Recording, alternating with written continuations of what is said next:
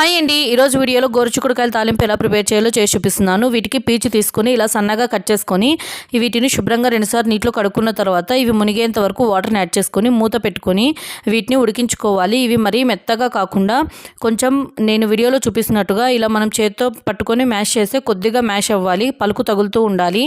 వీటిని వాటర్ మొత్తాన్ని వంపేసుకొని పక్కన పెట్టుకోవాలి. తర్వాత స్టవ్ ఆన్ చేసుకొని కడాయిలో ఆయిల్ని హీట్ చేసుకొని 1 టేబుల్ స్పూన్ జీలకర్ర ఆవాలను యాడ్ చేసుకొని చిటపటమన్న వెంటనే ఉల్లిపాయ ముక్కలు అలాగే ఒక రెబ్బ కరివేపాకుతో పాటు రుచికి సరిపడా ఉప్పును కూడా యాడ్ చేసుకొని ఆనియన్స్ ట్రాన్స్పరెంట్ అయిన వెంటనే మనం ఉడికించుకున్న గోరుచిక్కుడుకాయలతో పాటు పసుపును కూడా యాడ్ చేసుకోవాలి.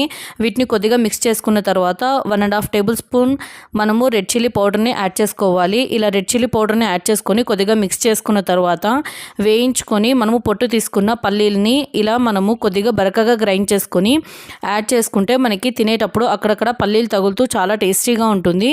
ఇలా పల్లీ పొడిని యాడ్ చేసుకున్న తర్వాత మనము కొద్దిగా ఇది ఆయిల్ సపరేట్ అయిన వెంటనే ఇంకా చపాతీలో కానీ రొట్టెలో కానీ పప్పన్నంలో కానీ లేదంటే అన్నంలో కూడా చాలా బాగుంటుందండి. తప్పకుండా మీరు ట్రై చేసి ఎలా కుదిరిందో కామెంట్ అయితే చేయండి. ఈ గోరుచిక్కుడుకాయల్ని మా ప్రాంతంలో అయితే మొటిక్కాయలు కానీ చోడేకాయలు అని కానీ పిలుస్తారు. మీ ప్రాంతంలో ఏమని పిలుస్తారో తప్పకుండా కామెంట్ చేయండి. వీడియో నచ్చితే లైక్ చేయండి.